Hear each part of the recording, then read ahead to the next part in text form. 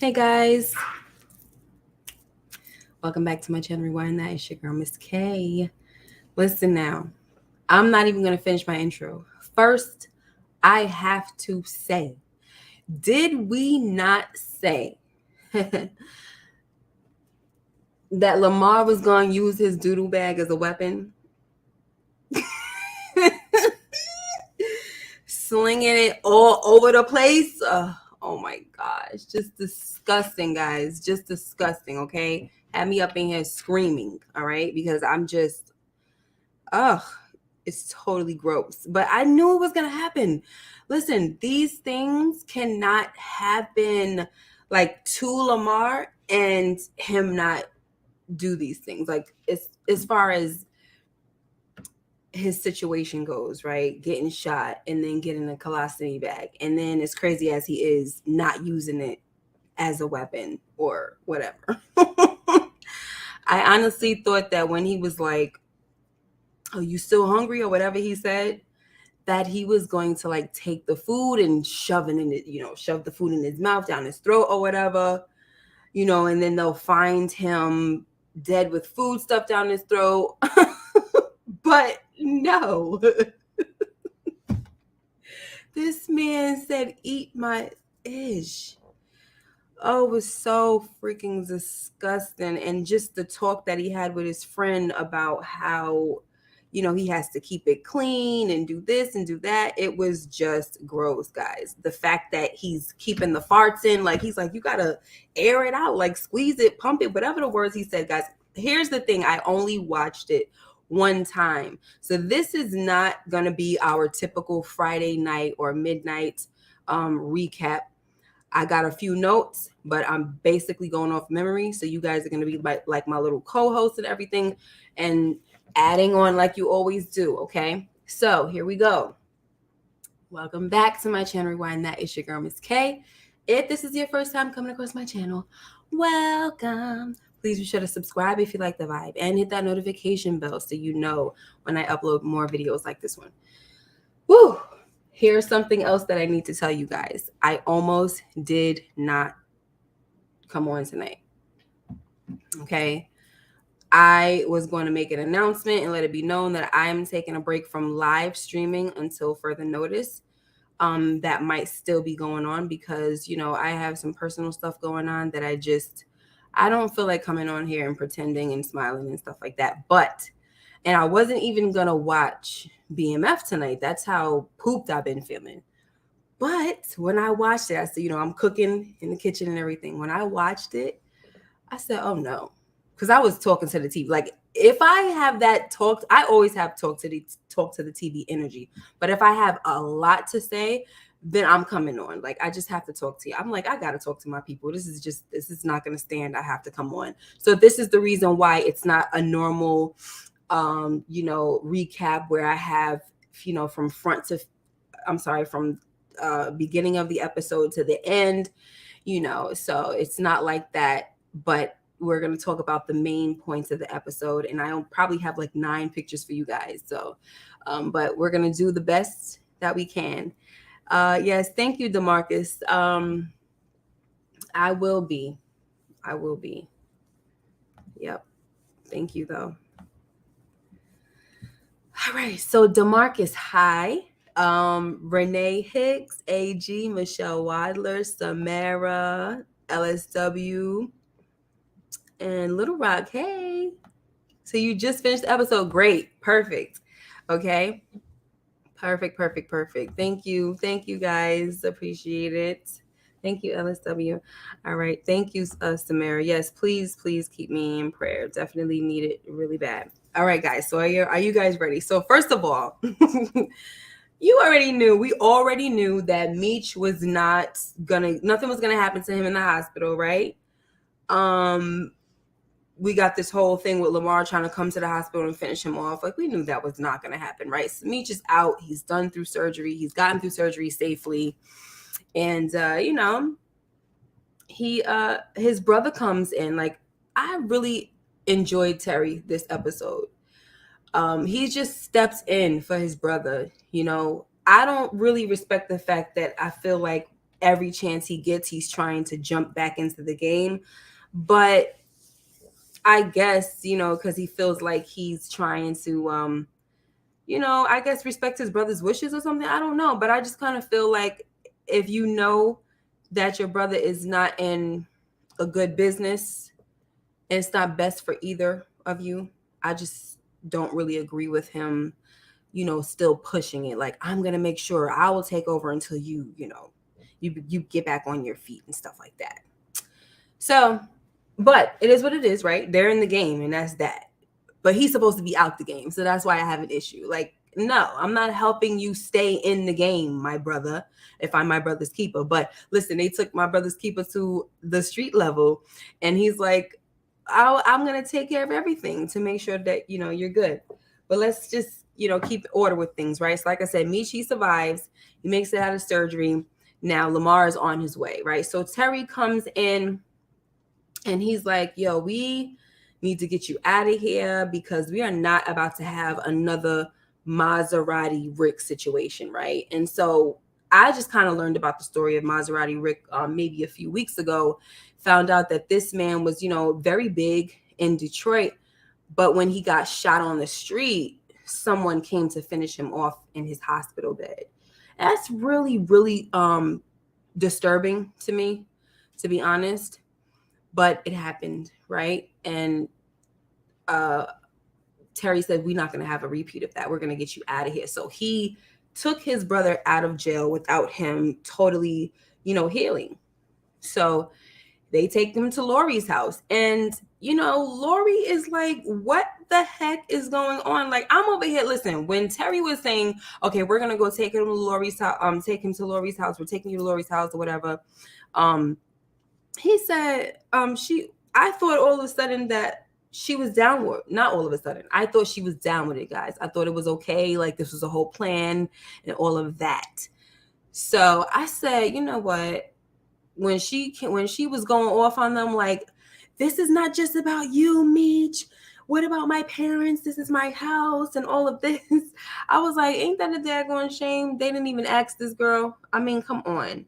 Speaking of Meech in this whole situation, guys, before we move on, I do need to say that I was a little bit annoyed with the whole, like, feeling like Meech was, he just reminded me too much of Jody from Baby Boy. Like, watching him go from Monique to Lori, like that irked me. I don't like seeing stuff like that. But anyway, and then got kids that's basically around the same age, like, whatever. So, but listen, Lori, she gets her stuff, don't she? She does not play around. She knows what it is when it comes to her and Meech. Like, she's like, I'm gonna get the D anytime, anyway I have to. Meech is not my man, he's my baby father.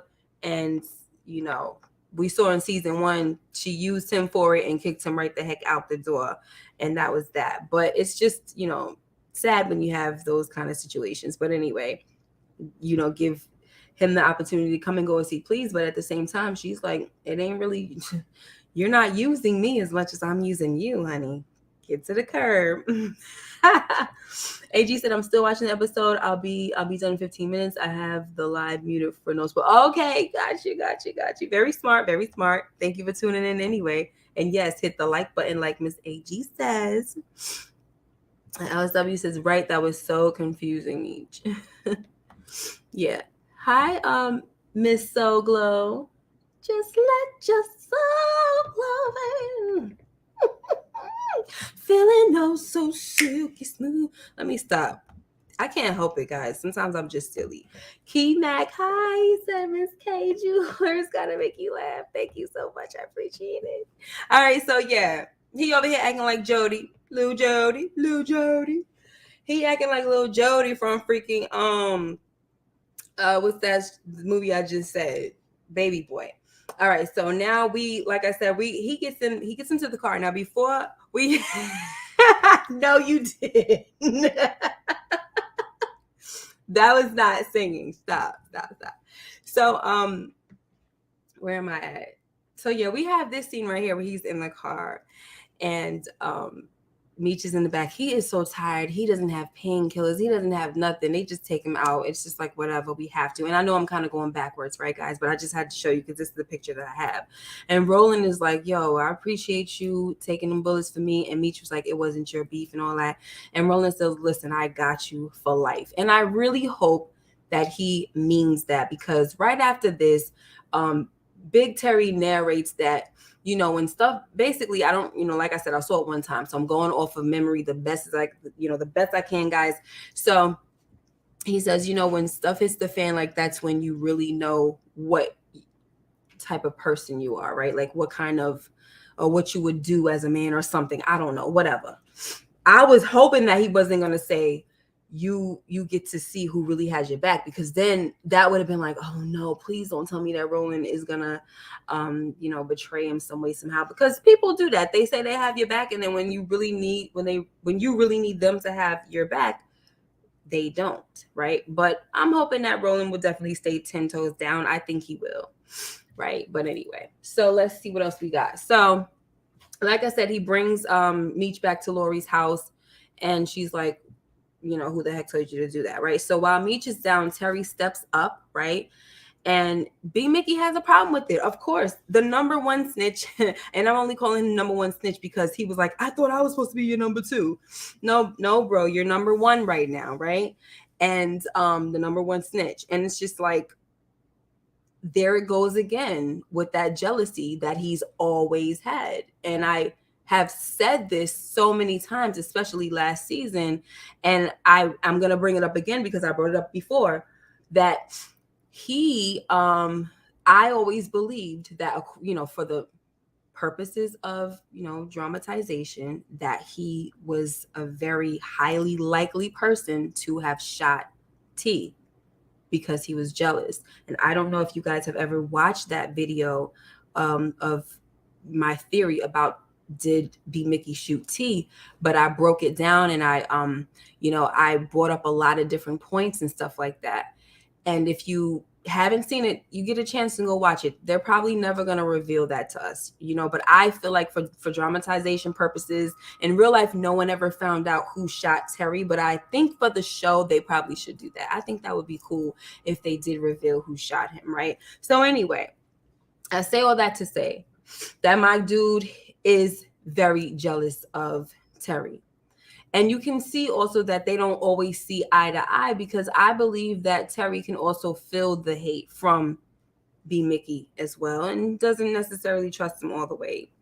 All right. So the thing about it is that Terry has like this pretty good idea about going to Lansing and all that. And we see that Meech is very much gravitating towards that. And B. Mickey is getting pissed off, like, oh my gosh. And like, no disrespect, but nobody asked you. I thought this is what he's saying to Terry. And Terry was like, excuse me, but this is my brother. And like, I'm not talking to you, Meech. I'm going to step up until you get back on your feet. So Meech tells him to go to, Meech is liking the idea of going to Lansing. He said, yeah, you know what? That's a good idea. Let's go statewide, and before we expand to different states, right? And B. Mickey's just like annoyed, rolling his eyes, whatever, puffing and puffing, whatever. So he says, hit up Pat. And Terry says, Pat never messed with me. That was your guy. He never had the time of day. So he said, you want to help me or not? Do what I tell you. You know, of course, in regular Meech fashion. The crazy thing is you're yelling at your brother when this is his idea to help you. So whatever, right? And so, you know, he leaves, and instead of going to go see Pat, he goes to Markeisha because he brought up Boom to his brother. His brother said, forget Boom. And that was that. But he still went to Terry, to Markeisha anyway, because he wanted to get to Boom. And Markeisha was like, how would that look, me setting you up with Boom? Like, knowing after we kissed and all of that, like, it just don't look right. It's not right. So he's like, okay, well, she said, you know what, I can, did she say it or did he say it? I think he said, can you like let me know where he's gonna be at? Or she might have suggested like, I'll let you know where he's gonna be and you could just go there or whatever. I think that's what happened. She was like, well, just don't tell anybody or whatever, because I'll let you know where he's gonna be and you just show up if you don't tell nobody, right? So that's what happens. And let me just make sure that we have that, because I don't want to. Yeah, okay.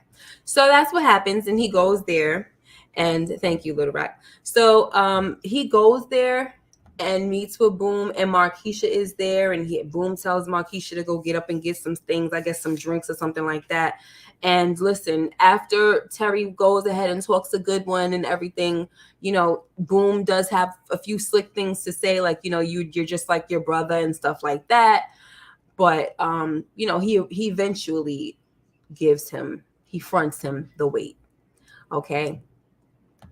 Thank you, DeMarcus, for the super chat. Why Captain Mars didn't question Bryant about Lamar being deceased on the crime board, but Lamar is in the police precinct, handcuffs to a chair. Right. You see, they just messed up. They messed up. They gotta stop. They gotta show us different things. They really do, because this is not good. All of a sudden, Lamar is alive. Like, what? This is crazy. Thank you, DeMarcus, for the super chat. So let's see what else we got. Let's see. I think we got this one here. So no one wants to listen to B. Mickey, guys. All right. This is who is it? It was Tiny and Nito, right? I don't want a Big Boy. Don't want to listen to him. I'm tired of listening to your skinny behind and all of this.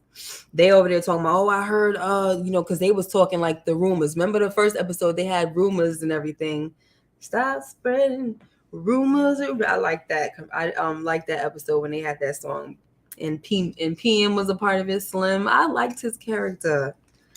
I'm kind of annoyed that they got rid of him. I liked him. I think sometimes with these side characters, they underestimate like their ability to and their worth, what they bring to the show, because I liked him. But anyway, so now Tiny and Big Boy, they walk away, right? His name is Nito, but I'm calling him Big Boy. So they walk away. Listen, Tiny was like, look, I don't want to take no orders from you. I don't want to hear from you. Where is Meech? So Meech comes through the door and they like, oh, the Walking Dead, or he's, whatever they called him. And he's like, yo, you know how he comes in. You know how Meech is. He's talking his talk, right? And Tiny was like, you were like the Prince of Gap or something like that. And he said, we're not falling for it anymore. So we out of here. So him and Big Boy left. And when they left, I said, that's their behinds. They're done.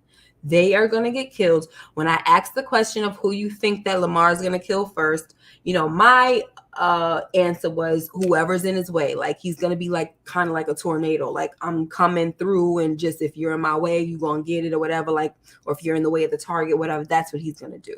So we still don't know for sure if he killed that man in the hospital, the security guard. But to me, the way he was putting that strength on him, I think he did. But anyway, neither here nor there. He definitely did get to Nito and Tiny.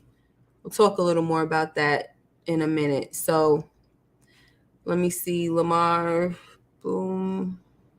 Okay, so Lamar is having issues, guys, with himself in this episode. So, yeah, nobody trusts B. Snitchy at all. So Lamar is having issues in this episode, guys. And, he tried to get with, his bathroom hoe, and he meets her at the house and at her house instead. Hi, Daria. Meets her at her house instead.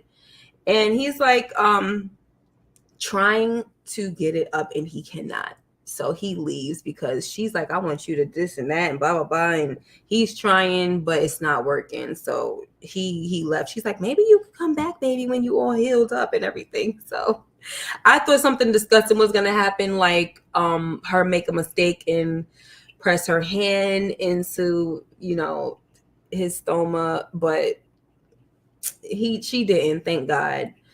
It was just really, I thought it was going to be a disgusting moment, but the moment was that he can't get it up. Okay, come to find out later on that, while he was having his issues, he was in the mirror and he was looking at himself and he was just feeling down because he can't get it up. And he's not feeling like himself, like he's not feeling confident. So his friend comes in there and his friend's like, what is wrong with you? I know something's up. But first, he's asking his friend, can he clean the thing? And the guy is like, yo, I'm not doing that for you. And he's like, yeah, come on, man. Just. So he's like, all right, I'm going to do this one time. Pay again. I'm going to do this one more time. Pay attention. Okay. You got to do this. You got to do that. You got to empty it every 3 days. You got to clean it every, whatever. He's just giving him the rundown. And he says, you also got to, like let the air out of it. Cause he's freaking walking, basically let your farts out. He walking around with this thing and it's just funky. Like, how in the world was the girl even turned on or ready to give it up to him? I mean, she's nasty anyway. She screws in the bathroom, so she nasty. So that ain't too hard, right? For her to bypass some doo-doo smells and farts, like whatever. So he said it's gonna smell real bad, but you gotta let the farts out of the bag, like squeeze the bag, whatever. Ugh. So he was explaining all that, and then he said, something is going on. You need to let me know. So that's when he told him that he can't get it up. And he said, you're not supposed to have sex for 3 months. And if you do, it's going to be, probably a real issue of erectile dysfunction, like for real. So you're not supposed to be having sex. So anyway, he tried to tell him, oh, you could do some nipple action. You could do this and that. He's like, man, I ain't trying to be with no dead folks. Are you crazy? I forgot he was nasty like that. Anyway, so he gives him like this little speech, like, you need to don't forget who you are. You are a beast. Like, get back in them streets and take back what's yours. And Lamar definitely listened to that. Okay.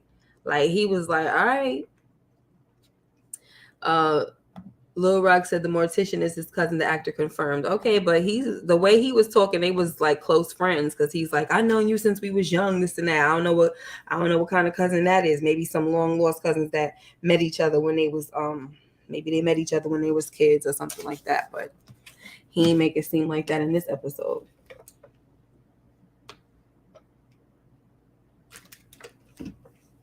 Sorry, I'm thirsty. So let me see. Miss Smith, hi. Says, just finished watching this episode. You were right, Miss K. You and Meech predicted about Lamar using his stinky colostomy bag.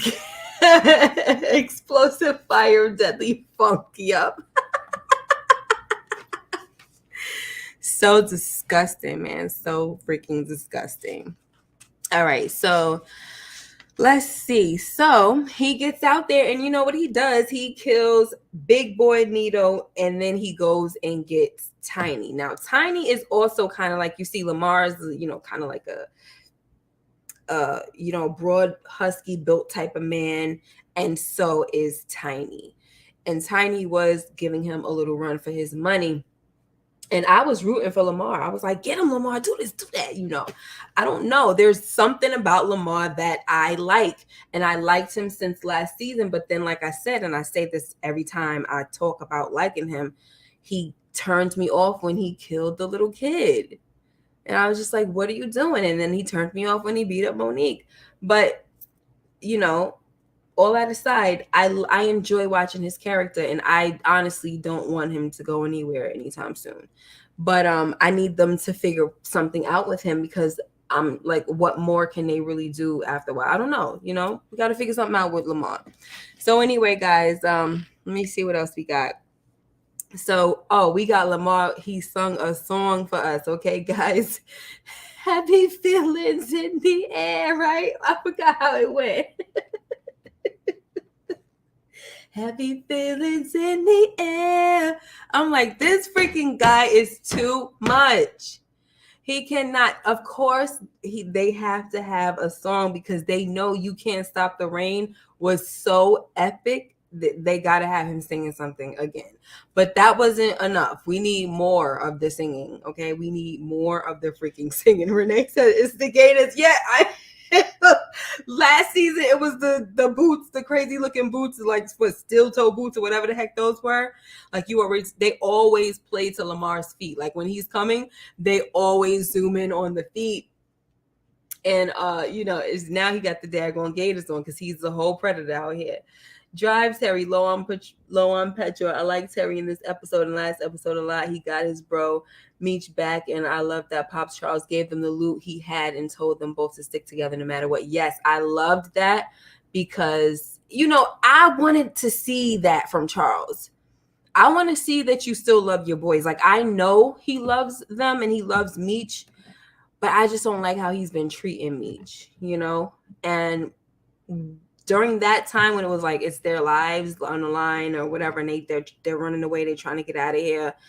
That was sad. It was sad for the family. You saw Nicole; she was scared and everything.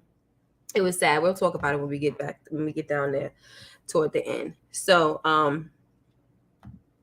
AG said that Batman and Robin convo was wild. Yeah, it was. It was a pretty interesting conversation. Him talking about he's the Joker and this dude over here is Batman. He's the hero. All right, that's what's up. That's what's up. Be the hero, brother. Be the hero.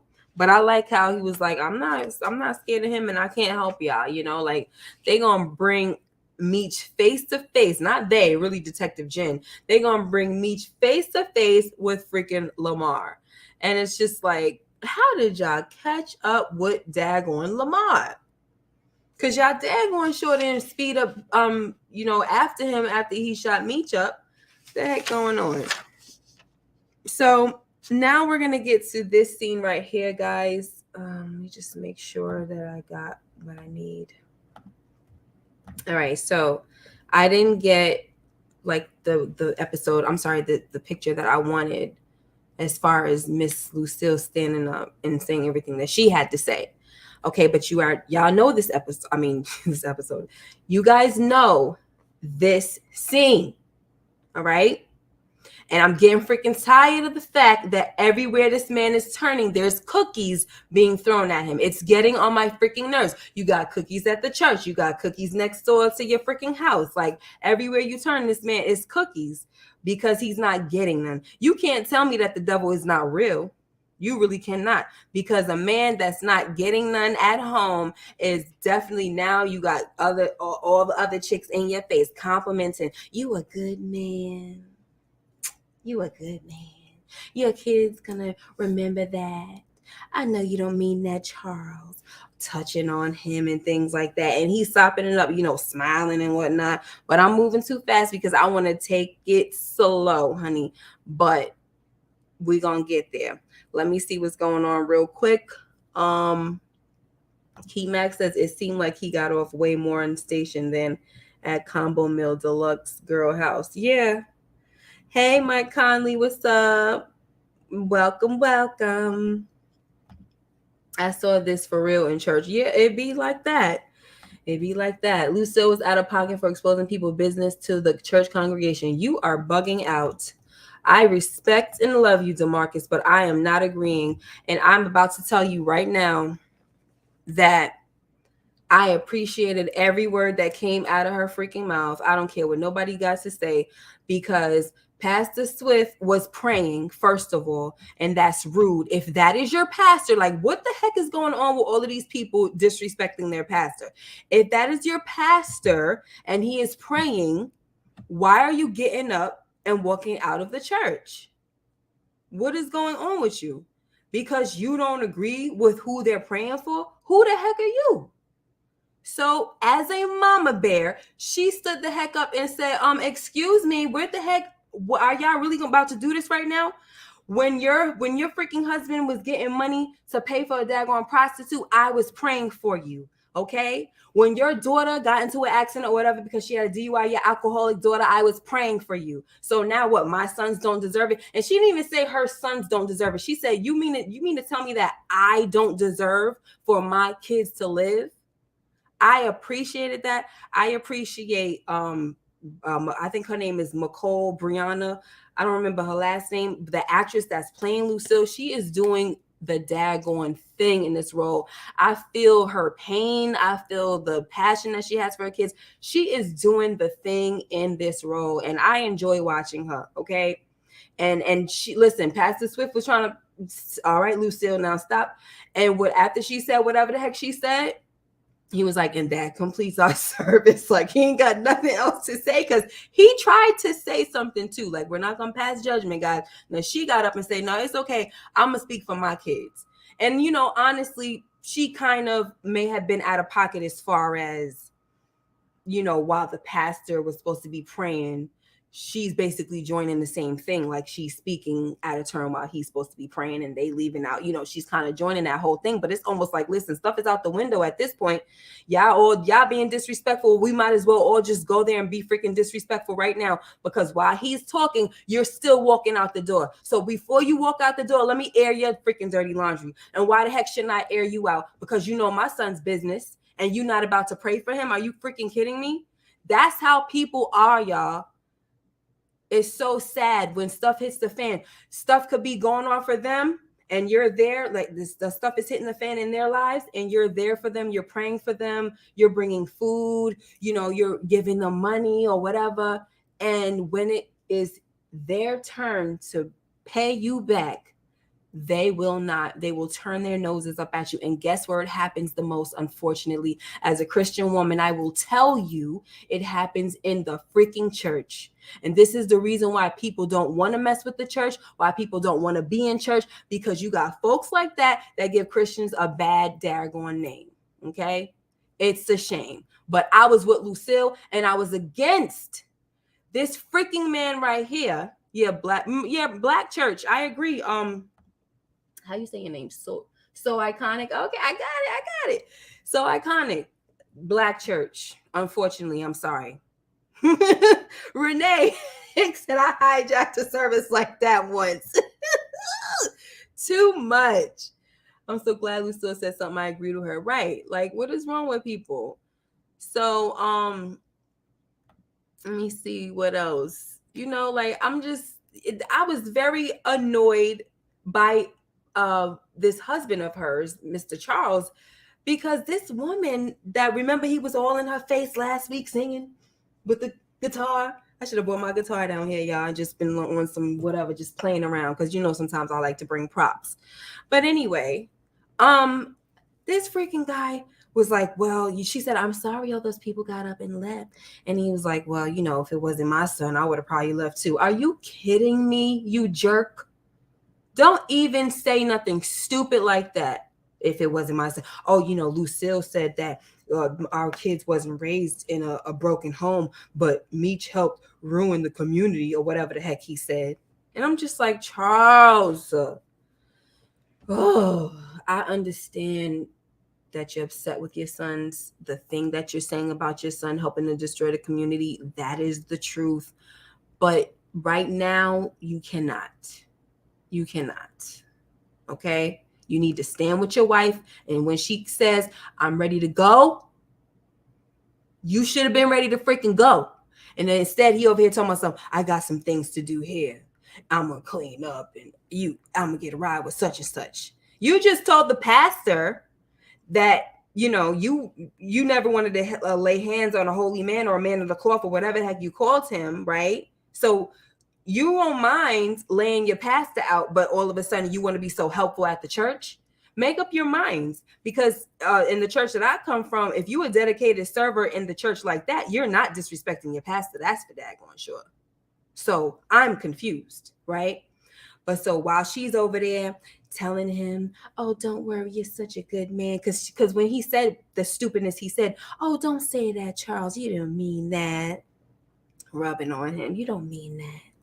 And, he's sopping it all the way up. She all close to him. Look at the fact that they got to sit next to each other. Listen to me, guys.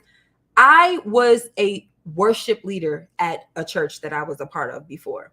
And after we sang and did what we did, we sat down in the, in the regular seats in the congregation. Some churches have it where you are kind of, close to the stage, or you're sitting off at the side and stuff like that. They do have it like that. Well, my thing is, why in the heck they got to be sitting all close and next to each other? Why can't he get down and just go sit next to his daggone wife? I'm just annoyed at this whole thing, because like I said, I know some churches, they have people where the choir sometimes stay seated in one spot the whole time. But listen, I loved when Lucille came out of nowhere, because remember, he sent her on her way. She came back like, Charles, it's time to go. I said, yes, girl. Because when she said Charles, she must have had like a little bit of like, because she scared the girl. The girl jumped back and, slid back a little bit, moved back because she was a little too close. Step back, girl, step back. Okay? Step all the way to freak back. And this is a married man, and you're in the church and you're still pushing up on him. Freaking scoundrel. So, yes, it's so true. You can't be married with single friends with no band. You really can't. Once you get married, it's like the single friends gotta go. Like, I'm sorry, you can love them, but the thing about it is sometimes single friends don't understand. Now, one thing about some single friends is if they have been married, they might be a little better than regular single friends that never been married. Because I have single friends that have been married before and they totally understand, but I'm telling you, there's so many single friends that I had to lose because they just didn't understand my life. They didn't understand why I couldn't party with them anymore. They just didn't understand. And it was just like, I'm sorry. What the heck you want me to do, girl? Anyway, so yeah, I was annoyed with him. But when Miss Lucille came up like, Charles, it's time to go. Shoot, stood there like, I'm not going nowhere now. You done sent me on my way. I don't know what made her turn. Listen, I know what made her turn back. She remembered last week. Now I'm leaving this. I'm not about to leave this man up in the church, this woman up in the church with my man. Are you kidding me? She went right the heck back, and she was standing there pretty. I wonder how long she was standing there and what did she hear? And what would have happened if she wouldn't have said anything, because they was just getting too close for me, child. Oh my gosh. So who is it going to be? Is Charles going to, screw this lady, or is he going to screw the next door neighbor, Mabel? Like, what's going on here? Because Charles is just like, ugh. The cookies are just going out like this, child. It's ridiculous. DeMarcus says Lucille is very manipulative and played the victim role like she always do. I don't understand. And DeMarcus, I have to say this. Sometimes when men get on here and we start talking about marriages or relationships, I really hate how one-sided everything is, especially coming from you men. Not all of y'all. Some of you guys can actually be non-biased. But I really get I don't know, frustrated or disturbed a little bit with the way you guys think sometimes, because it's not fair. Like, it's like you're just looking at it from a man's point of view and you're not looking at it at all. Like, I've never heard not too many of y'all have said Charles is a jerk. Charles is wrong. Like, I never hear it. All I see, Team Charles, Lucille was wrong. This and that and that. I'm like, it's a lot, guys, honestly, because it's not fair. Like, whenever Lucille is not doing the right thing, I call her out on it. When Charles ain't doing the right thing, I call him out on it. We all have our opinions, but all I'm saying is, can we be fair about what we're saying? And also step away from your subjective feelings, because maybe you've been in this situation and you feel more empathy towards Charles because somebody did something to you or whatever. I don't freaking know.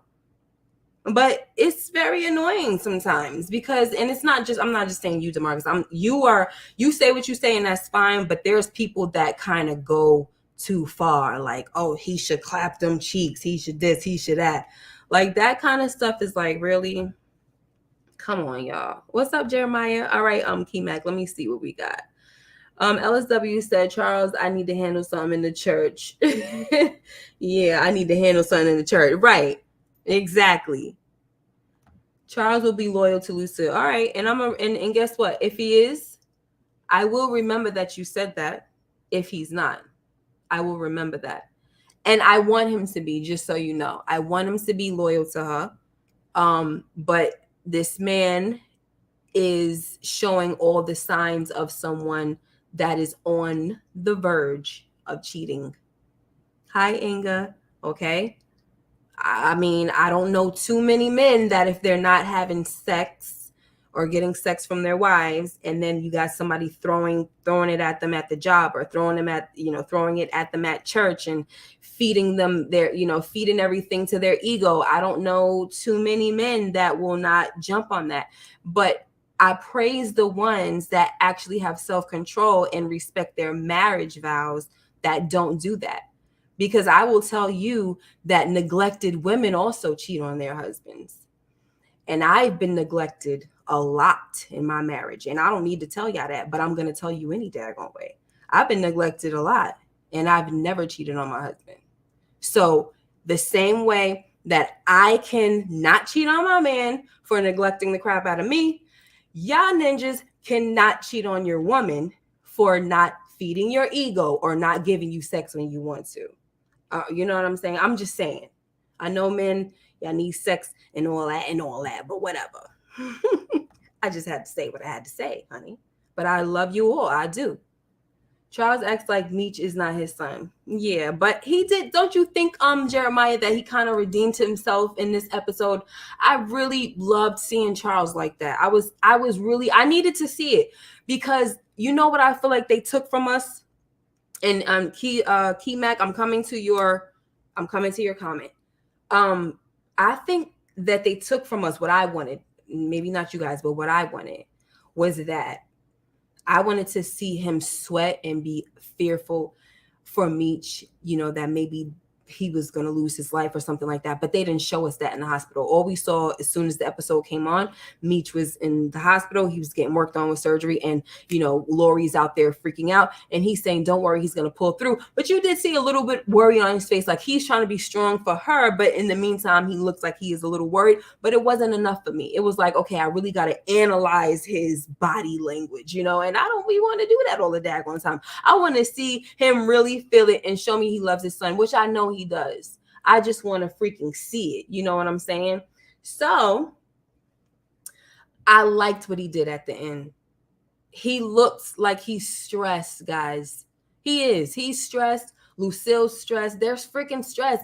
And it's taking a toll on their marriage. The stuff that these boys are doing is taking a toll on them. Sometimes the things that happen with your kids, or, just certain things in a marriage, it be hard on certain things that happen with your children is what I'm saying. I'm just saying with the children. It'd be hard on the marriage sometimes, especially when the parents aren't seeing eye to eye, like when they're not a united front on a decision or how to treat a kid or how to, respond to a child. That will definitely create some friction. And because he wants to kick the boys out or Meech out, and mama doesn't, it's creating friction, There's a lot of comments I have to get to. I will get to you guys. But yeah, I think that he definitely, he redeemed himself.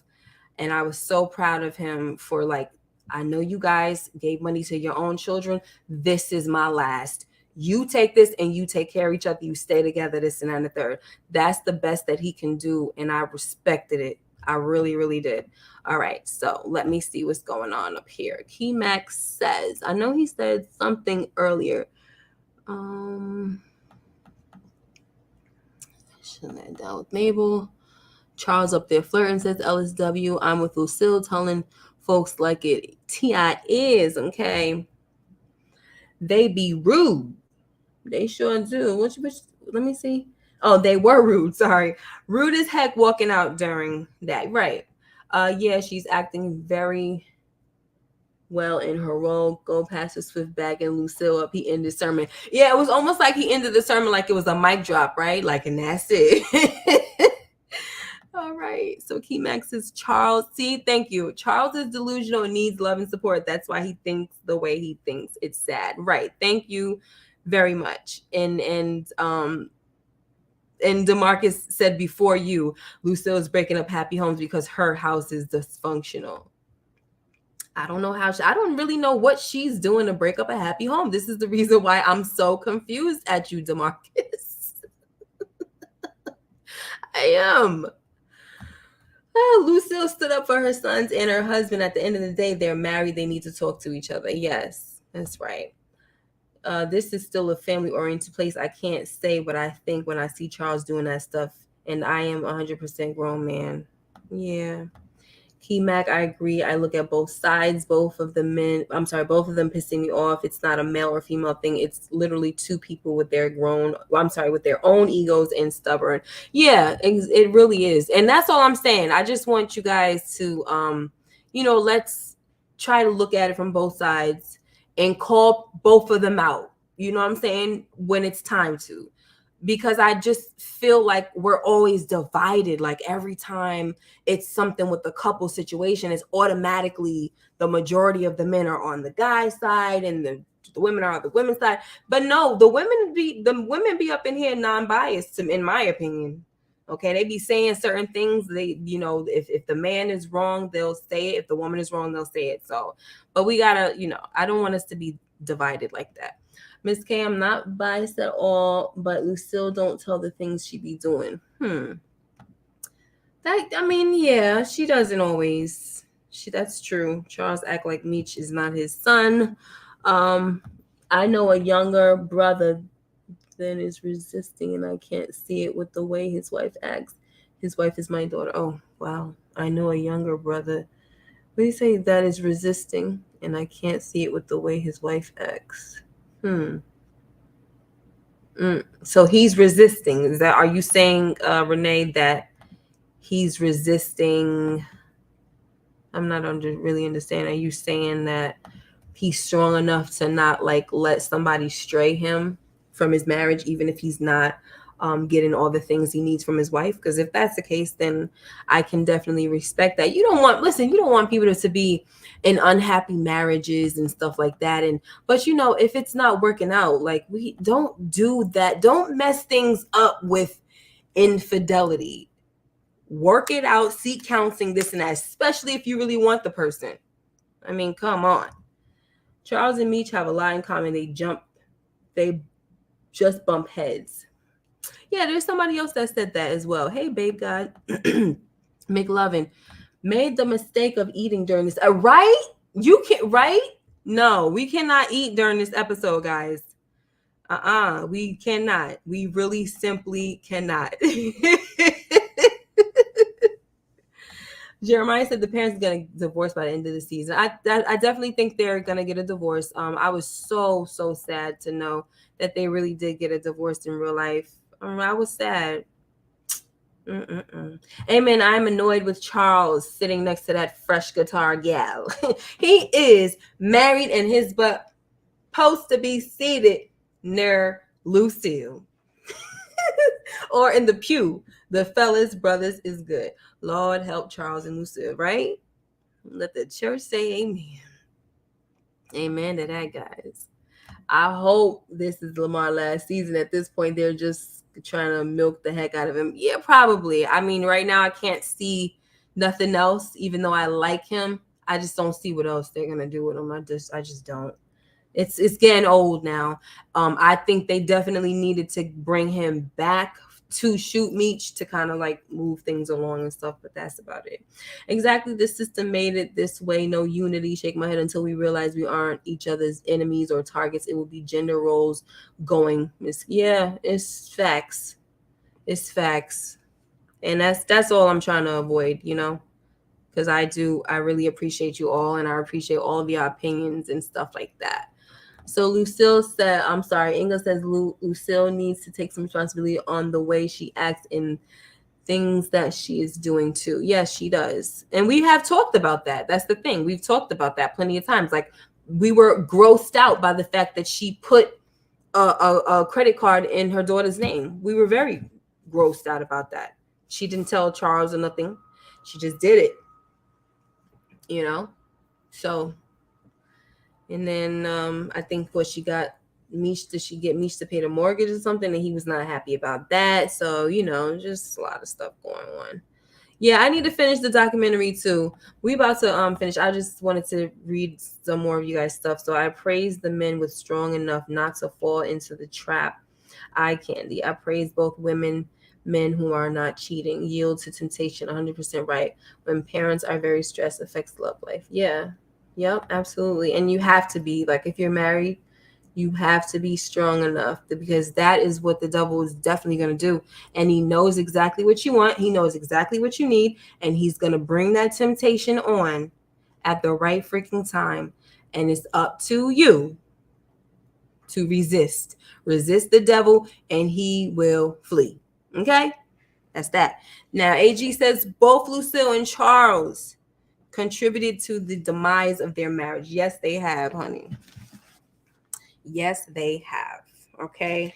So we're gonna stop talking about Lucille and Charles. Let's see what else we got. Definitely was feeling you. Let me see. Terry has a smart plan. Okay, so guys, I feel like Terry's plan was pretty smart. But it's just so freaking sad that it failed, right? It's not really sad because, like I said, they shouldn't be in the game, but let's just stick to the show. It was a smart plan, especially when he got the weight from Boom and then he went and picked up those people from the assisted living home, remember? And it was really brilliant because of the fact that these two right here were tracking him, following him the whole freaking way, And I was like, yo, he better not slip. I needed to know what the heck was going to go on. So I was like, he's going into an assisted living. What is this about? He really must be picking somebody up. Okay. But he was really picking up customers, but also he had Boom in there waiting to give him a suitcase with the work inside. All right. And so it's just looking like when he comes back out that he's carrying luggage for these two clients that he's picking up, these two passengers, right? So here's the thing. These two are conflicted. Detective Jen and Detective Bryant. They're conflicted. Detective Bryant is like, we're definitely going to catch something, okay? And she's like, look, the Rico is not even looking at Terry. Like, why are we over here? And so she's trying to keep hope for him. Like, he looks like a good boy on paper. Like, I would like for something, I would like it to be real. And I really appreciate that. Listen, she surprised me. Like I said, the first episode, I was looking at her like, what is up? What are we about to have here? But I really like her. The fact that she is willing to say, this is probably a good kid. And I want to keep hope alive that there is a good kid. I like that because that gives it, that gives her this type of thing where it's like, all these kids are not bad. All these Black kids are not bad. You know what I mean? So I like that about her. But unfortunately, she was proven wrong when Detective Bryant, when they both pulled over Denise, you know what I'm saying? And they find the drugs in the hidden compartment. But guys, B. Mickey, he lined it with the carbon paper. So what you think that means? What you think? Because to be honest with you, I don't know. Like I said, I don't like the way B. Mickey is with Terry. And I always feel like he will try to sabotage anyway. If he tried to kill him, he wanted to remove him all the way. But then you tried, you did something and lined it with the carbon paper, this and that. And then all of a sudden, Detective Bryant pulls this girl over. And then now he's looking like, oh, does this look right to you and all that? Like, it was just really like, what's going on here? So I'm also looking at that. I'm side-eyeing that whole thing. That B. Mickey just so happened to be the one to put the carbon paper inside and everything. It just made me feel some type of way. It really did. So Renee says that Denise was supposed to be the decoy, then send B. Snitchy with the product. And look at that. Look how it was. Look how B. Snitchy wasn't even the one. Ain't that something? Sorry. It breaks my heart how they showing how dysfunctional and lack of support and empathy in this black couple's relationship. Yeah, absolutely. Denise was supposed to be the decoy. Sorry, I read that.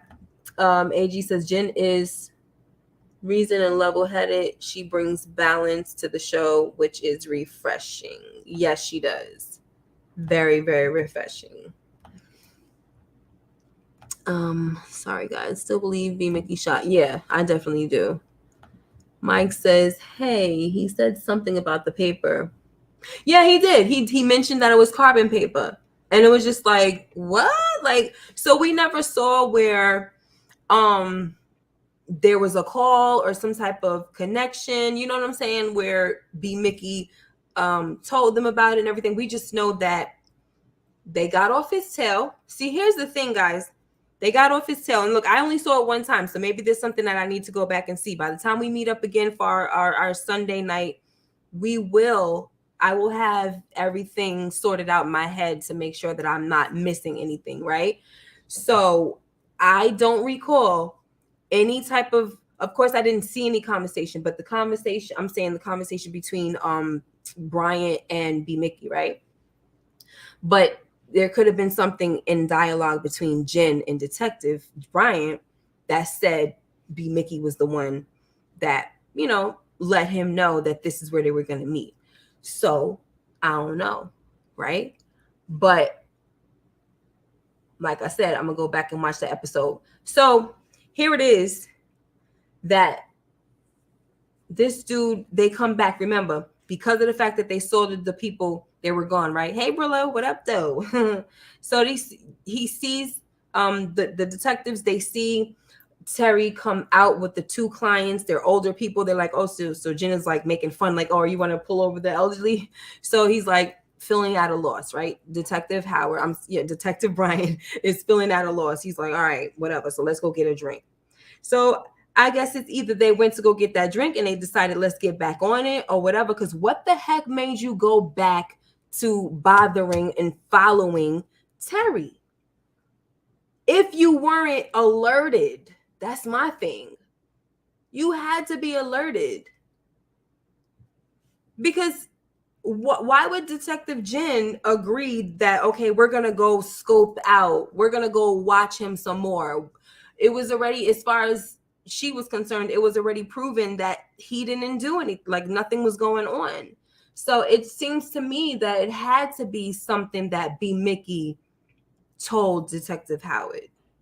And also, now that Meech and Terry are going away, are they going to start thinking while they're gone? Who did what? Why was, like, are they going to start thinking about what happened with the situation? Like, are they, putting their heads together, like why stuff is seeming weird and all of that? I need to, hold on, guys. I'm here, but I need my hands are really dry. Sorry. They get super, super dry in the wintertime, and I'm getting annoyed that I'm putting my my hand up to the camera and seeing dry hands. So, all right. So, yeah. So there it is, guys. I am looking at this sucker like it's a setup. I'm not. I think that's what it is, and I think it's something that we didn't see. And normally, a lot of things that happen is what it's better if we don't see it sometimes, because a lot of times if we see the plan or hear the plan fails, right? So this time we didn't see it. That's what I'm thinking. So we'll see. Because I'm looking at that situation very side-eyed, very. All right. DeMarcus says, B Mickey fingerprints are all over the car and Denise will beat the charge. Yeah, I think so. I hate that man. I like B Mickey. I even cut my son's hair like his when the show first started.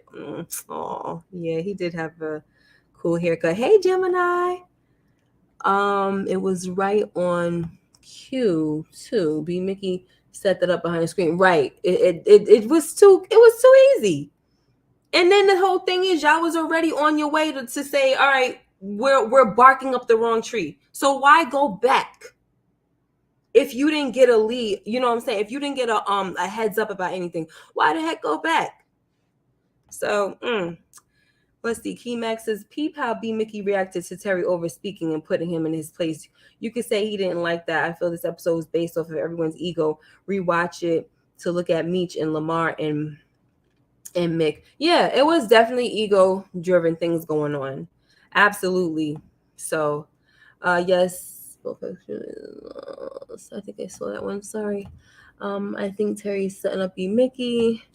Lord B Snitchy is just all over the place, and Terry already feel some way about him. Yup, and that is facts. And we were talking about that already. We definitely were. Remember, Terry was talking to Meech about what he was gonna do, and B Mickey was there with them. Yeah, and remember what he said? Oh, I was surprised that you called me. Mm-hmm. Surprised that you called. Yeah. And then what did you do? You called Detective Bryant, didn't you? Freaking little scumbag. All right, let me see. Let's move on, guys. Where we at? So okay, so now they have Denise in custody, right, guys? And who does she call? Okay, not no freaking Ghostbusters, but she calls the house, and she does not want to speak. It was so obvious, right? Like, why you don't want to speak to Charles, but you want to speak to freaking Terry? Like, it was so daggone obvious. And so she's like, "Hi, Charles, I really need to speak to Terry. I'm in trouble." Like, what? So he gives Terry the phone. And she's like, "They found what you put in my car." Like, and first of all, you saying this over the phone, boo. Why? Don't freaking do that. I'm in trouble. I need some help. Like, I got stopped by the police or something. I don't know. Like, say something else. Don't say the stuff you put in the car. Sheesh. But anyway, she said that. And I was just like, Denise. So he was like, "Well, call a lawyer or whatever, you know." And so, yeah, don't say nothing. Get a lawyer. And so, get off the phone. So now the father is furious, and he's like, "Why does she want to speak to you and not me, and this and that? Did you do something? Is it about drugs? Blah, blah, blah." So, Terry, he can't really deny it this time. He says, "I'm sorry, Pops. I got to go help Meech." The father is ready to yoke him up. He punches the wall because, first of all, Miss Lucille comes downstairs and she's like, "You're hurting him." And so he says, she's listening to what they're saying. And after all this done, Miss Lucille said, "You know what? Meech never lied. At least he never lied about who he was. And you just thought you were smart. And, you're not even as smart as you think you are." Just basically kind of like what I've been saying, really, is that he's trying to act like he don't want to be in the game, but he really does. Like, every little opportunity he gets, he actually wants to be in the game. Remember how much he loved it before all of this happened? So, he did kind of have like an in and out thing where it was like, "Look, I'm out." But then he would just be like, "Nah, I really love it." And, it's on his like money making Mitch type of thing. Like, "I love the game." And it's just like, he was just in love. So, what are you going to do? Right. But Charles and, the mom was on the same page with this one. Like, "Oh, you really still out here in these streets doing stuff?" So he's like, "I'm sorry, Pops. I got to go warn Meech," and all of that. So that's when he goes over to Meech and he tells him that I told this boy to text me before he. Sorry, guys. My son is coming in. I told you to text me. I didn't see it. All right, so yeah, so he's telling him about the situation, and Meech is calling him all kinds of stupid and this and that. "You got to be the stupidest, this and that, and blah, blah, blah." And I'm just like, oh my gosh, Meech, really? Like, you are stupid too, honey. Like, remember how, I'm live. Sorry. They can hear all of that. That's not the that is not the camera. And if it was, why would you be tapping on it like that? Well, my bad. I already interrupted, so that's why. All right. Well, please be quiet. Sorry, guys. Live. What can you do? So, what was I freaking saying? My gosh, you guys. You talking about how you say it's the stupidest thing. Thank you. AG, Miss AG said hi. Hi, Miss AG. Okay, guys. So wait, let me get this super chat real quick. It's going up. Sorry. Thank you, McLevin. The detective's son is gonna get his hands on B Mc's gun. Willing to bet he will use it at school, go down for that murder, and the bodies that already. Oh my gosh, we didn't even think about all of that. But you know what? That is crazy because we were discussing that on Moochie's channel. She did, I think, have like this theory about that, because I was saying that they had to show the son for some reason, that maybe something's gonna happen to him or whatever. But I didn't go as far as to say he'll get a hold of the gun, right? But I think since that was brought to my attention, I definitely think that's probably what's gonna happen. But it's so crazy because now I didn't hear anybody add this part, which is he would go down for all the bodies that's already on the gun. That would be crazy. Could you freaking imagine that? That would be crazy. What can he say, right? But he would have to say, I mean, he would have to. He see, in order for his son not to go down for that, he would have to say that it was the he would have to confess that he was holding this gun, holding evidence, withholding evidence and all of that, right? And working on his own little case or situation, whatever he was doing in the way that you're not supposed to do it, like in an unethical way, right? So that's what I think would have to happen. And that's how his kind of career would get ruined or something like that, because it's like, how in the heck uh will people find this out? I mean, he has to tell him that this is B Mickey's gun, you know. It's crazy. But thank you, McLovin. I appreciate the super chat and that super comment, you know, like it was grand. um said it nice and loud, right? Yeah, they left that car. They left everybody behind, honey. Yes, we're definitely about to get there. So yes, she was panicking under pressure. We all know your thought process is clear under those circumstances. We all know your thought process is not clear. Yeah, she was definitely under pressure. Something is gonna happen. Wait a minute, I gotta Charles been punching the wall. Look around how he been punching the wall. That's so funny.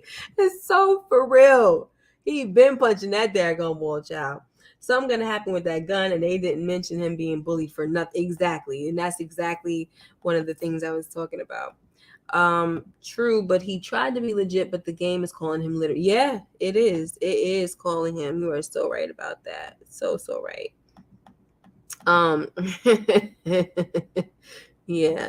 Um MC, that would be the real reason why detective tracks him down for 20. You're right. That would be the reason why, because he got a freaking vendetta, right? So what was I saying? Yeah, I was saying that he was calling him stupid and all that. I'm sorry, guys, I'm all over the place, but I'm trying to interact with you guys. I told you it's not the same type of recap because I said I need y'all to be up in here helping me move this show along, and you guys always do, right? So, anyway, calling this guy stupid when he actually did have a good plan, but the problem is that it just didn't freaking work out. Because why? What does the song say?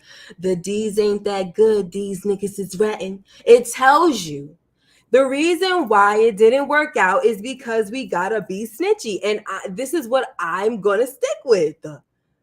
They're telling them what's happening. 50 is telling you right in the freaking theme song. Okay? The D's are not that good. So you cannot sit there and call your brother stupid. You're the stupidest, this and that, and blah, blah, blah. When you just went a few episodes ago to freaking Cleveland, right? That was where they went to freaking Cleveland.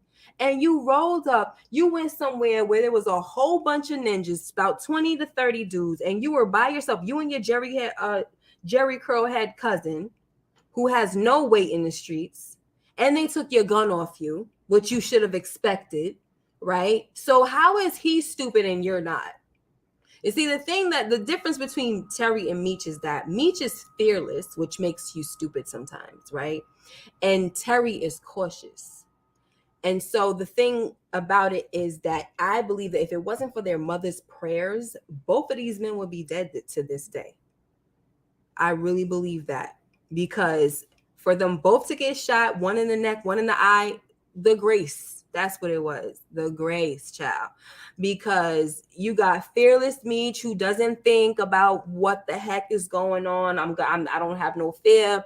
I'm just gonna go over here. I'm gonna go with this idea. I'm not gonna think about the fact that I could probably be killed. I'm not thinking like that. But then you have cautious Terry, who is what? Cautious. Thinking things out, right? Like Gemini says, Terry is cautious and at times strategic, right? It's just that his plan didn't work because we got a snitch. So don't be coming at my dude like that, freaking Meech. I don't appreciate it. But anyway, they got to get the heck out of Dodge, y'all. They got to go. This is the solution that Meech comes up with. Okay. Yes, grace and prayers, child. Grace and prayers, honey.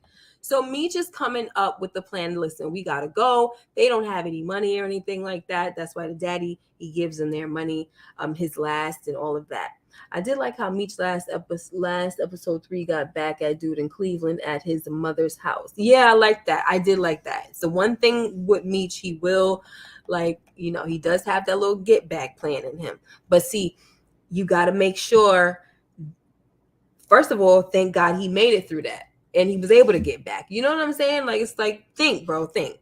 Okay, so let me see what else, where we at before we, I'm going to see what you guys are saying, then we're going to get up out of here, right? So let me see. Meech says, the only thing I can talk about. Okay, we did that. Now, so Terry says, I got to make a quick run. Ciao. I got to make a quick run. I already knew, and you already knew what it was.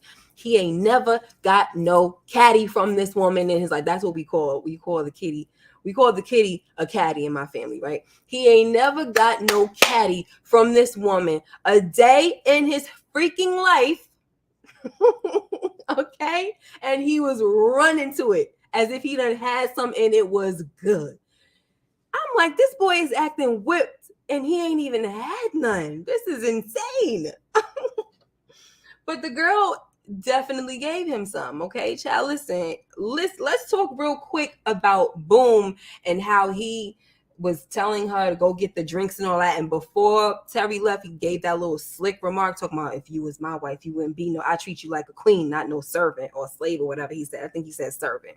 And she's listening to all of this stuff because she got this man who's not treating her right. Should she have been up in there doing what she was doing with him, though? No, she should not have.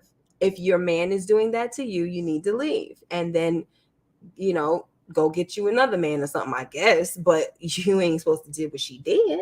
Now, anyway, I had to put on my country voice. So he goes in, like, I'm gonna make my run real quick and go over there, tell Marquisha that they leaving, they closing up and all of that. And I was like, please let everything work out, because I honestly thought that something stupid was gonna happen because this dude is thinking with his little pee and whatever. So Marquisha takes him to the back somewhere so they can get it on. And I'm like, I'm starting to think that Lala has a problem with having sex in a bed. Because every time I freaking turn around, this chick is always screwing somebody either on the top of the counter. She's screwing somebody. She screwed him in the back. I don't know where that was, in the copy machine room, the safe, I don't know where the heck that was. But it wasn't a bed, child, okay? She's always having sex with somebody. When she first had sex with Tommy from Power, I think it was on the counter or something like that. She having sex with Emmett in the daggone kitchen. I'm like, what is this? Is this something in your contract that says sex only in not public places, kinky places, everywhere other than the bed? That's what it seems like. Okay, I don't know, but just had to point that out because she just loves having sex everywhere but the bed. All right. Let me see. So yeah, he went and got that thing going. Okay. And then guys, when they got in the car, so now you got Meech, he's walking around with his little sling and everything. And he goes and says goodbye to I don't know what she is. She's the mother of his child. She's definitely not his woman. Okay. And he's like, I thought you'd be happy you get rid of me, this and that. And she's like, no, I still want my daughter to have a father and all of that. So, he leaves her behind. I feel bad for her to be in this kind of situation, though, So now that they're driving, look at this boy. Look at the smile on his face. And I'm talking about Terry, child. He done got some loving from this woman, honey. And he is listening to slow jams. And Meech is not having it. He's like, yo, I need to get hype. I'm like, Meech, what the heck are you talking about? What do you need to get hype for? like Terry was saying, man, what are you talking about? You're not even 100%. You just got shot. You need to be chilling and sitting back some daggone where. But no, he want to listen to some gangster stuff, and he does not care. He pulls the Big Brother rank or whatever, and Big Brother card, and he turns on some other music because this dude is in heaven right now. All right, driving on the way, listening to some R&B. Yeah, I know y'all got some simp jokes for him, guys. Y'all are too much. But that's how the episode pretty much ended. And I need to see if there was anything that I missed. Oh, one thing that I did want to say was, I didn't see this part right here. I didn't see the part this where both of them were leaving town. I thought that it was going to be Meech to leave by himself, because it does say on the poster divide to conquer. So that would be one brother is in Detroit and then Meech is in Atlanta. So I never saw this part. I definitely did not expect for both of them to leave together. But eventually somebody's going to go back to Detroit, right? And I think it will be Terry. But another thing that I forgot to mention was the fact that Monique has some drugs in the drawer. We also saw a gun. She said she'll handle Lamar by herself if she has to. But there was also drugs in the freaking drawer, and Meech got on her about that. And I was thinking, like, do you guys think she's gonna probably turn into like a crackhead or something like that? Because she's talking about, I need something to take the edge off. I'm like, really, girl? That's where you're going? And I honestly just didn't expect that from Monique. I mean, she really might turn into a crackhead. I don't know. You listen, they ain't show that. Once again, they didn't show these things for nothing, guys. They did not show these things for nothing. That's what I say. Now, she might be on her way to being a crackhead or something, whatever the heck that was. I don't know what that was. Whatever that was in that bag. I'm not saying it's crack, but I'm not saying it's not. I don't know. But whatever. Yeah, it was, I mean, exactly. That's their child, and we don't know where she came from is the whole messed up thing, AG. She ain't never had a baby with him in season 1. So that's crazy. Let me make sure there's not anything else that I'm missing, because we got that one. Also, I remember saying that whole thing with what's her name, Denise, getting caught out there like that. I was saying that I believe that she would fold, right, under pressure, because she has a son, this and that and third. I thought that she would be down to work with me. I know Moochie was saying that she would be down to work with me. She's going to help this and that. And I think there was a video where I had, and I said, can she be trusted, right? And so Moochie was saying that she's going to work with him and all that. And like, yeah, she may work with him, but what happens when she gets caught out there, and then I think she's going to fold. She's going to tell. But now that I see the way things went, and I see how Detective Bryant is so sure that she's going to fold, now I'm thinking maybe she won't.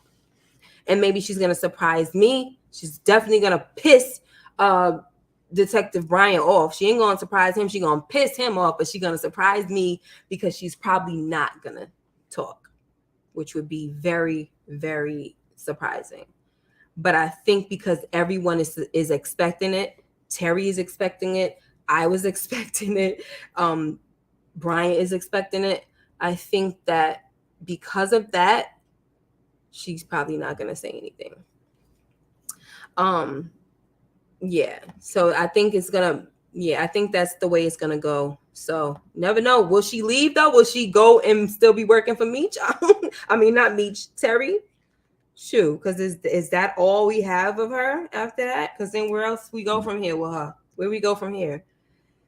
So yeah, let's hope Denise surprises us. Thank you, DeMarcus. I appreciate you. After watching this episode, a 70% Lamar did some damage. I'm having second thoughts about the battle of the crazies, K9 versus Lamar. So who was you saying? You were saying K9? Because I don't remember us seeing K9 putting in any work as far as, them hands and we just saw the gunplay, right? And that's easy, right? What they say on on P Valley, 7 pounds of pressure. That's easy. But can you throw hands and crowbars and freaking shower curtains, bringing it down and bringing the plastic around folks and wrap, and then taking out your colostomy bag and going like this. So disgusting, so freaking gross, man. Yo, it's so nasty. Yeah, he is really scary, man. He is such a freaking I don't know. He's just such a boom. Boom, definitely, he definitely got to go. He has to go. And the fact that he said to Terry, that was real cute what you did, this little move and everything, but don't be cute with my money. Like trying to, like, I guess trying to threaten somebody, something like that. You already know Boom is going to die. His days are numbered, especially the fact that your woman just gave up the cookies and you're beating on her. First of all, guys, why the heck? I know I'm jumping all over the place, but I got to get it because, like I said, I didn't write any notes as far as like trying to get all my details together. So when it's coming to me, I got to say it. Why the heck Marquisha showing up with a black eye to work? Like, you couldn't put no foundation on the, I mean, like, it was shining brightly for all the world to see. I'm like, what is happening? Girl, you trying to let everybody know that you're a battered woman? Normally chicks be trying to cover that stuff up. She ain't got no shades. She probably can't wear shades at work, but she ain't got nothing. Like, she just walking around with a black freaking eye. And I'm like, wow. Hey, SJ says that Boom is going to die because the actor is the main character on another show. Okay. Sex and Time Lala is typecasted to screw, not in the bed. Yeah, she is. She's typecasted. Lamar got hands. K9 just got a lot of attitude and craziness. A lot of attitude and a lot of craziness. You can't stop the poop when it starts to fall. Exactly. But I need another song though, okay? What did he say? Had something about the happy people everywhere. I need something else. Crazy guy. Happy people everywhere. He is crazy. Talking about, you might as well let me go too. She was like, no, we're not gonna do this. We're not this and that till we're I don't know what the, she basically just told him she ain't letting him go. And he just started singing happy people. Sorry guys. Can you hear me? Can you guys hear me? Can you guys hear me? Let me know, because I just had to take my mic out. Give me a thumbs up if you can hear me because I had to take my mic out for being a fool playing with the daggone thing. So now I'm speaking with another mic. Oh my gosh, with my computer. Okay. Yeah, happy people everywhere. And he's freaking crazy for singing that song, okay? Out of nowhere. So that's it. I don't know what else to say, but all right. I'm glad you guys can hear me, guys. I'm getting ready to get out of here. I can stay here with you. Hey, Big Kev, and talk and chop it up, but I'm getting sleepy. Let me see. Was that crackhead with the daughters for a foreshadowing? Monique, I hope not. Wow. Wow. And then Meech saying to her, how could you like do that in front of your daughter and stuff like that? Just being disgusted. Oh, that's crazy, because that's so weird that they did let us see that, right? But I also thought that it was, just them showing us what Meech is, his contribution to what's going on in the community. So, but you never know, man. That's crazy. I want to reach out through the screen and touch somebody, slap B Mickey mouth shut. Meech be wrong too. I didn't like when he went off blaming Terry for being dumb and making bad decisions. Yeah, he really talks to Terry really bad. Really, really bad. So Mike Conley says, no, she just doing coke. She ain't on crack yet, but it's gonna get her in messed up spot. Yeah. So somebody was saying that the other lady is gonna Denise is gonna have a she's gonna have a lawyer, right? But I'm gonna have to go back and look because it honestly looks like that was what's her name? The wife, I mean not the wife, the lady we're talking about, Monique. That looked like that was Monique trying to act like she was a lawyer, going up in there acting like she was a lawyer or something like that. That was a little weird. Maybe there was a message that she had from Terry or Meech or something like that. Oh, so iconic said it was Monique. Okay. So she might be up there, as a message or a way to help. I don't know, but clearly she's definitely up there to help. So we're gonna see what's gonna happen. Once again, I think that she's going to be helped, or she's going to stand her ground. Everybody's expecting her to be a little snitch because she has a son, but she's probably not going to. I don't think so. But that was them showing what he's doing to the city, and knowing old girl just goes to show the reach, yeah, of what he's doing. Exactly, that's what I think too. But it would be crazy if Monique turns out to be a crackhead, wouldn't it be? Because then now it's in your own yard. You know what I'm saying? It's in your own home. So yeah, even worse, right? Poetic. Should we say poetic justice or poetic injustice? Which one? It was Monique. Mary. Sorry, Mercy did mention she was a paralegal. Yeah, she did. Meech. Are you saying Mercy or me? I don't know. It was Monique. She's there to help. Meech. Okay, yes. Meech did mention. Right. You're right. You're right. You're right. You're right. Thank you. So iconic. It was for B. Mickey. Remember, he found out he was a daddy and he was real supportive with the little girl when he gave her the food not too long ago. After that, Detective Brian showed up and pointed out the bottle.